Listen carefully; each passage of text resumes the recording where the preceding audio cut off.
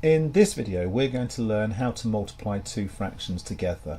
This is actually one of the easiest things you can do with fractions, and I could have told you the steps right at the very beginning of the first video, but I think it's important you understand why those steps work.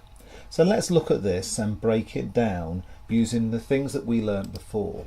So first of all, we learnt how to multiply a fraction by an integer. So we know that 1 over b multiplied by a is a over b. So we learnt that before. So that means we can rewrite this as, so we've got a over b times c over d, and we're going to break this up into a multiplied by 1 over b times c over d.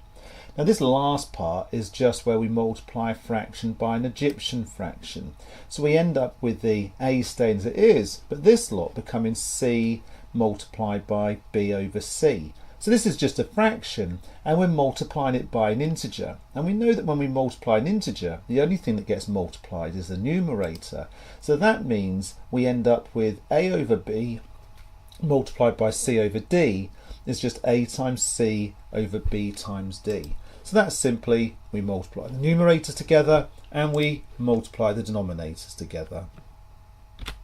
Okay, so let's look at three examples. So if we multiply the top together, we get 3 times 2. Multiply the bottom together, we get 7 times 5.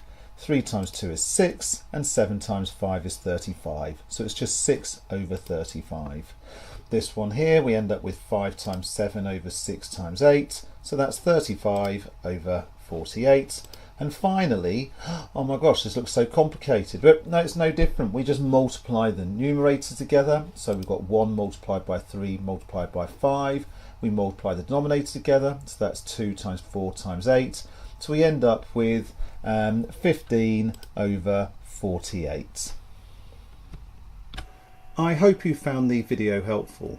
The video goes with a book that I'm writing for Year 9 Mathematics in New Zealand, and you can find a link to a copy of the book below, and that book is free for you to use and give to others.